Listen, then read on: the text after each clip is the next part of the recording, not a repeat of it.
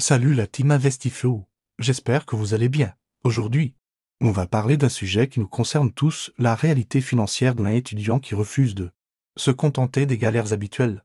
Je suis passé par là. Et c'était exactement pour ça que je veux partager avec vous mon expérience en toute transparence. Je sais que beaucoup d'entre vous galèrent avec leur but, les fins de mois difficiles. Et cette sensation frustrante de ne pas avancer. Alors, parlons chiffres concrets. Mon but est mensuel.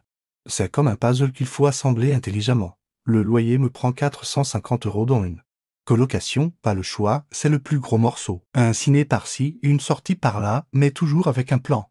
Chaque euro compte. Mais pas question de tomber dans la restriction excessive.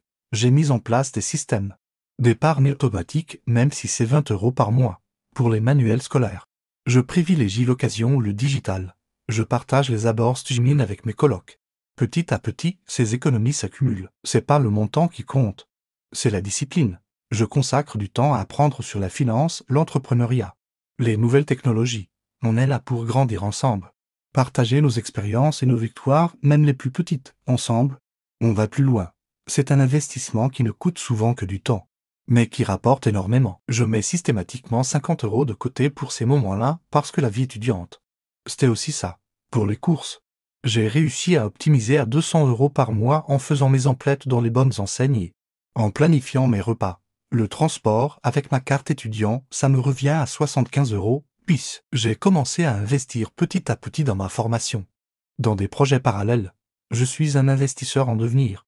Un entrepreneur en formation. Chaque décision financière, même minime, je la prends avec cette perspective. Je ne parle pas de devenir millionnaire du jour au lendemain, mais de construire les fondations de mon indépendance financière, brique par brique. Mais attention, je ne vise pas comme un ermite. J'ai appris à gérer mes extras intelligemment. Ce qui change tout, c'est mon approche. Au lieu de subir, j'ai décidé de prendre les devants. Je ne dis pas que c'est facile, mais c'est possible. C'est une question de choix, de priorité, et surtout de vision à long terme. Et vous savez quoi, cette discipline paie. Le vrai game changé. C'est le mindset. J'ai arrêté de me voir comme juste un étudiant fauché. Je sais que certains vont dire que c'était impossible de mettre de l'argent de côté quand on est étudiant. Voici mes astuces concrètes. Je fais mes courses en fin de journée pour profiter des promos. J'utilise des applis de cashback, je compare systématiquement les prix. Mais le plus important, c'est d'investir dans soi-même, si tu te reconnais dans ce que je raconte.